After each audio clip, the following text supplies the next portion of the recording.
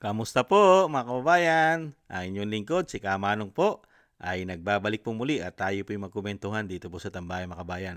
Sana po nasa maayos po kayong kalagayan. At tayo po magumpisa na. Komentuhan po natin, ito po pinag-uusapan na po ito sa social media mga kababayan. Ito pong pahayag ni Congressman Libiste. At ibinulgar niya po na meron naman daw pong bonus. Isang damukal na po ang bonus dyan po sa House of Representatives. May bonus na po sa impeachment. Meron pang delivery ng mga maleta, sobre, bag. Ngayon naman po, may bonus na naman daw po, Easter bonus. Ito pong Easter. Dahil nga po, mahal na araw, ay kailangan daw po yata ng bonus. 2 million daw po ang bonus sa mga kaalyado. Ito po ang sinasabi ni Congressman Libiste. Ayon po sa mga pinag-uusapan na po ito. Basahin po natin. Congressman Libiste, ibinulgar ang umano'y 2 million Easter bonus para sa mga congressman. May aamin ba na may 2 million Easter bonus? Ayoko nang manggaling na naman sa akin ito. Lalo na't ang daming nagalit sa akin noong Pasko. Mga kababayan, yan po ang matindi. Isang damukal na po ang mga bonuses ng mga house dyan po sa House of Crocs na tinatawag ni Representative Barsaga.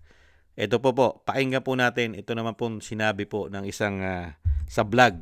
I think si Daryl Yap po yata ito. Parang director po yata ito. Ito po, pakinggan po natin. Like everything fun. Naglabas ng magkahiwalay na pahayag si Leandro Legarda Leviste sa kanyang social media na agad umani ng atensyon, matapos nitong maglaman ng mga tanong kaugnay sa umano'y pondo at kalagayan ng ekonomiya ng bansa. Sa isang post, diretsahang tinanong ni Leviste kung may katotohanan ang sinasabing 2 milyong pisong Easter bonus.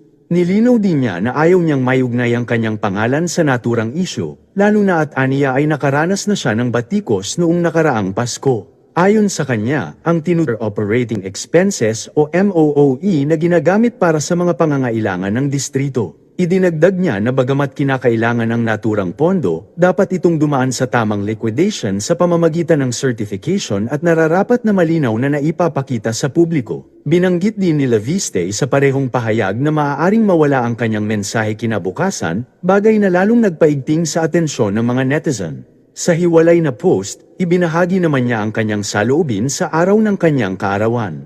Ayon sa kanya, nahihirapan siyang maging masaya dahil sa patuloy na paghihirap ng bansa ngayong taong 2026. Ipinahayag din niya ang kanyang hiling na sana ay dumating ang taong 2028, ngunit may kasunod na pahayag na kung magpapatuloy ang kasalukuyang sitwasyon hanggang sa nasabing taon, maaaring hindi na may salba ang ekonomiya. Ang mga naturang pahayag ay lumabas kasunod ng kanyang naunang anunsyo na magkakaroon umano ng Season 2, ang kanyang mga ibinubunyag na issue.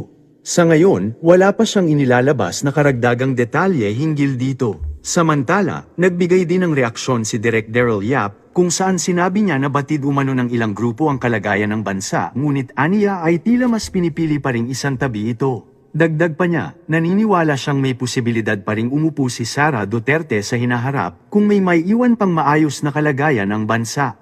Sa kabuuan, nananatiling Yan po mga kabayan.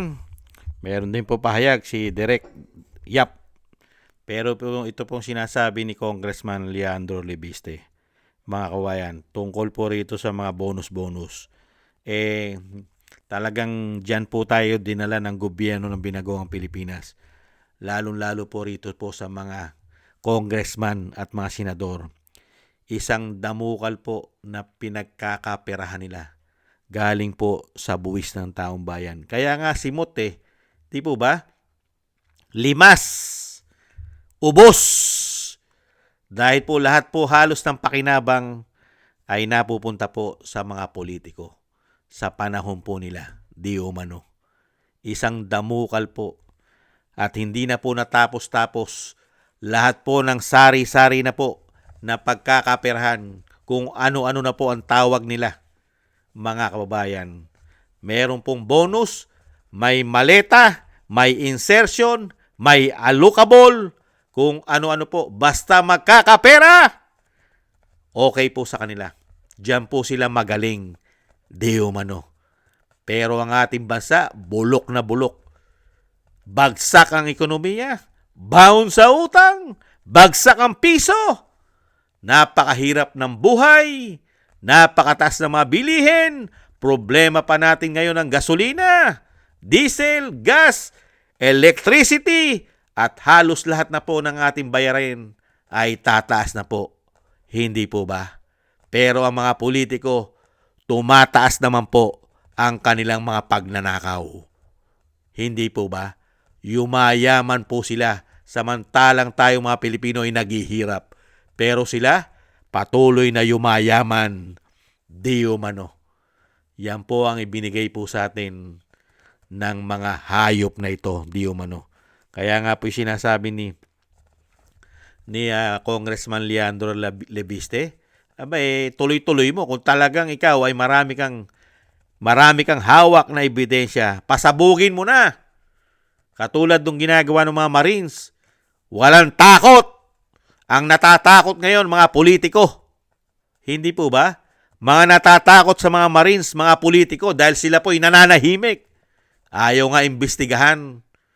Samantalang ikaw, Congressman Leandro, hindi namin malaman kung bakit hindi mo pinagpatuloy at tuloy-tuloy.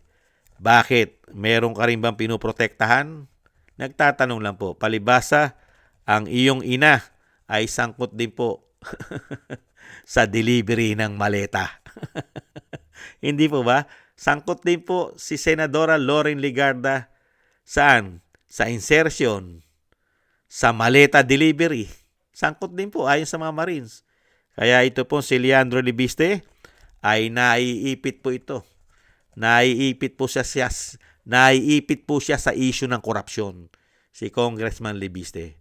Dahil pati po ang kanyang ina ay pinangalanan din po ng mga Marines. Hindi po ba? Kaya ayan po ang hirap. Hindi po ba? Yung nanay mo mismo ay kasama rin sa korupsyon, di umano. At ngayon, kaya po hindi rin maipus ng gusto eh. Hindi po ba? Hindi rin niya maipus yung katulad po ng ginagawa ng mga Marines na wala po kasing tinatago. Si Leandro Lebiste kasi may dalahin eh. Dahil mismo sarili niyang ina ay nasa issue ng korupsyon. Kaya po nakita niyo po yung kanyang expose, yung kanyang pag-expose sa mga korupsyon ay, nai-stop, hindi po tuloy-tuloy. Yan po. Kaya po yung sinabi rin niya po, yung sinasabi niya mga bonuses, matagal na po yan. Magmula po nang umupo ang bagong binagoong ang Pilipinas, isang damukal na pong bonus ang naipamimigay nila. Hindi lang po sa mga congressman, pati nga kila Tonyo, pati sa pare, pati nga sa mainstream media, pati nga sa social media. Hindi po ba lahat ay merong bonus? Di umano, mga kababayan, hindi lang po sa mga congressman na nagpakabuhaya. Ikinalat po nila, in-spread ang pera ng taong bayan. Pati nga mga generals natin, mga men in uniform, nanahimik eh. Hindi po ba nanahimik sa issue ng korupsyon? Di po ba? Dahil laganap na laganap, di umano mga bonus. Di umano. Kaya tahimik po silang lahat. Yan po mga kababayan. Ang bonus daw po, ito pong mahal na araw, ang Easter bonus ng mga magnanakaw na mga politiko. Ayon po kay Leandro Lebiste, mga kababayan.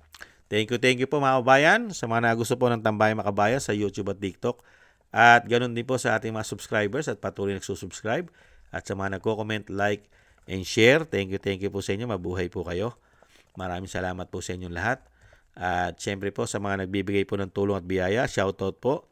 Shoutout po kay Jim Aris ng United Arab Emirates, kay Annie Jo, Eric Hershon ng Canada, Tatay Nick ng Canada, Mila Yi, Jesus Valdepena, Kingston ng Hong Kong, kay Jake Yahut ng California, USA, Gina Ray ng Berlin, Germany, Julieta Celona ng Sydney, Australia, Baby Roman at Ate Isa ng Cagayan. Thank you po sa inyo. Ingat-ingat po kayo sa inyo po mga paggawa. Shoutout po sa inyo lahat. At syempre po yung dasal at panalangin po natin, tuloy-tuloy lang po tayo.